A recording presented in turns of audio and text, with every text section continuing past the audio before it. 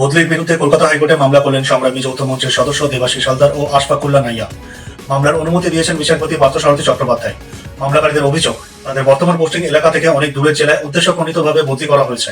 এই বদলির পেছনে ব্যক্তিগত বা রাজনৈতিক উদ্দেশ্য থাকতে পারে বলেও আশঙ্কা প্রকাশ করেছেন তারা। পাক সেনা ও আইএসআই এর ছত্রছায়ায় ফের সক্রিয় হয়ে উঠেছেন লস্করে তৈবা ও জৈশ-ই মোহাম্মদ। ভারতীয় বাহিনীর আঘাতে 9টি জঙ্গি ঘাঁটি ধ্বংস হওয়ার পর ফের ভারত বিরোধী জেহাদের ডাক দিচ্ছে দুই সংগঠন। নতুন করে অর্থ সংগ্রহ ও সদস্য বাড়াতে সোশ্যাল মিডিয়ায় প্রচারে নেমেছে তারা।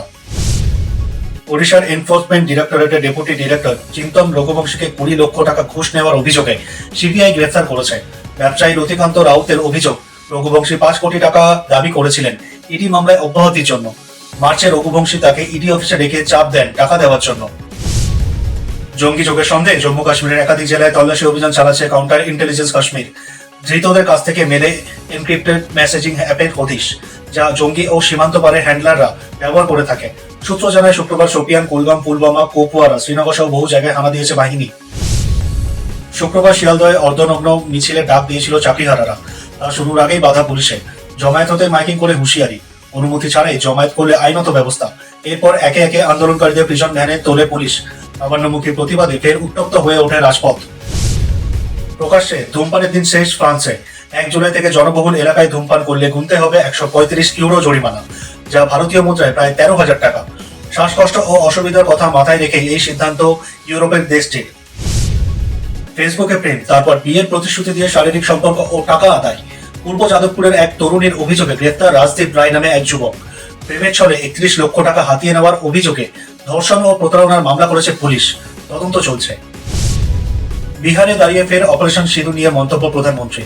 মোদির দাবি, নতুন ভারতের শক্তি দেখিয়েছে সেনা। কয়েক মিনিটেই পাকিস্তানের বায়ুসেনার ঘাঁটি উড়িয়ে দিয়েছে। বিরোধীদের অভিযোগ, সেনার সাফল্যকে রাজনৈতিকভাবে ব্যবহার করছেন মোদি। ভোটমুখী বিহারে শুরু হয়ে গেল সেই প্রচার পর্ব। নিম্নচাপের কারণে রাজ্য জুড়ে বৃষ্টি চলছে। আগামী কয়েকদিনও চলবে। তবে নিম্নচাপ স্থলভাগে ঢুকে শক্তি হারানোর কারণে দক্ষিণবঙ্গে বৃষ্টির তীব্রতা কমবে। দক্ষিণের পূর্ব জেলাগুলিতে মাঝে মধ্যে ভারী বৃষ্টির সম্ভাবনা আছে। অন্যদিকে উত্তরবঙ্গে বর্ষা প্রবেশ করেছে এবং মৌসুমী অক্ষরেখা ও নিম্নচাপের প্রভাবে প্রবল বৃষ্টির পূর্বাভাস রয়েছে। শুক্রবার সুপ্রিম কোর্টে 3 জন নতুন বিচারপতি শপথ গ্রহণ করেন। কর্ণাটক হাইকোর্টের প্রধান বিচারপতি এন.ভি. আঞ্জারিয়া, গুয়াহাটি হাইকোর্টের প্রধান বিচারপতি বিজয় বিষ্ণই এবং বম্বে হাইকোর্টের বিচারপতি এ.এস. চান্দুরকর এদিন শপথ গ্রহণ করেন। তাদের শপথ বাক্য পাঠ করান প্রধান বিচারপতি বি.আর. গাভাই। দিদির শ্বশুরবাড়ির সদস্যদের লালসার শিকার হলেন এক বোন। অভিযোগ, দিদির ভাসুর ও ননদের স্বামী মাদক পান করিয়ে তাকে নির্যাতন করেছে।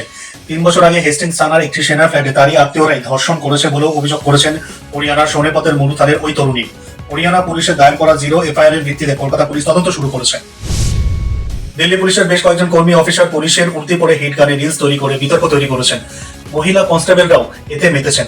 পরিস্থিতি নিয়ন্ত্রণের জন্য পুলিশ কমিশনার সঞ্জয় অরোরা সব জোনের ডিসিপিদের উদ্দেশ্যে একটি নির্দেশ জারি করেছেন। সেখানে স্পষ্ট বলা হয়েছে, পুলিশের উর্দি পরে রিলস তৈরি শাস্তিযোগ্য অপরাধ, কারণ এটি পুলিশের সম্মানহানির সমতুল্য। রাতে মদ্যপ অবস্থায় বোলপুরের আইসি লিটন দাসকে অশ্লীল ভাষায় গালিগালাজ করার অভিযোগ উঠেছে অনুব্রত মণ্ডলের বিরুদ্ধে। এই অডিও ক্লিপ সোশ্যাল মিডিয়ায় ভাইরাল হলেও তার সত্যতা যাচাই করেনি বেঙ্গল ফ্যাক্টস। সূত্রের খবর, সংবাদের পেছনে 25 মে তৃণমূলের মহামিছিলের সমাগমকে কেন্দ্র করে মতানৈক্যের ঘটনাও রয়েছে। আগামী 1 বছর শেয়ার বাজারে নিষিদ্ধ করা হলো আরশাদ ওয়ারসিকে। Securities and exchange board of India অভিযোগ করেছে, তিনি শেয়ার বাজারের প্রতারণামূলক কাজ করছেন, দাম বাড়িয়ে চড়া দামে বিক্রি করছেন। তার কারণে তার স্ত্রী ও শ্যালককেও নিষিদ্ধ করা হয়েছে। পহেলগাঁও হামলা নিহত শুভম দ্বিবেদীর পরিবারের সঙ্গে কানপুরে দেখা করলেন প্রধানমন্ত্রী নরেন্দ্র মোদী। তিনি শুভমের স্ত্রী ও পরিবারের সদস্যদের সঙ্গে কথা বলে সন্ত্রাস বিরোধী লড়াই অব্যাহত থাকার কথা জানান। রিজার্ভ ব্যাংক অফ ইন্ডিয়া ভারতের অর্থনীতি নিয়ে আশাবাদী। 2024-25 অর্থ বছরের বার্ষিক প্রতিবেদনে 2025-26 অর্থ বছরের জন্য ভারতের অর্থনৈতিক বৃদ্ধির সম্ভাবনা উজ্জ্বল বলে জানিয়েছে আরবিআই। কাঞ্চনজঙ্ঘা পর্বত আরোহণে নিষেধাজ্ঞা চাইছে সিকিম সরকার। সিকিমের মুখ্যমন্ত্রী প্রেম সিং তামাং কেন্দ্রীয় স্বরাষ্ট্রমন্ত্রী অমিত শাহকে একটি চিঠি লিখে নেপালের সঙ্গে আলোচনা করে এই নিষেধাজ্ঞা কার্যকর করার অনুরোধ করেছেন, কারণ সিকিমবাসীর জন্য কাঞ্চনজঙ্ঘা পর্বত অত্যন্ত পবিত্র। পাকিস্তানকে ফের হুঁশিয়ারি দিলেন প্রতিরক্ষা মন্ত্রী রাজনাথ সিং। সম্পূর্ণ দেশীয় প্রযুক্তিতে তৈরি হওয়া আইএনএস বিক্রান্তে গিয়ে তিনি বলেন, 1971 সালে ভারতীয় নৌসেনার কারণে পাকিস্তান 2 টুকরো হয়েছিল। যদি অপারেশন সিঁদুরে নৌসেনা সক্রিয় হতো, তাহলে পাকিস্তান 4 টুকরো হয়ে যেত। তিনি ভারতীয় নৌসেনা দক্ষতাকে বিশেষ প্রশংসা করেছেন। রাজ্য সরকার সাধারণ মানুষের সুবিধার জন্য 13টি পরিবেশ বান্ধব আধুনিক জলযান নামানোর চুক্তি করেছে। বৃহস্পতিবার থেকে গার্ডেন শিপ বিল্ডার্সে জলযান তৈরি কাজ শুরু করেছে।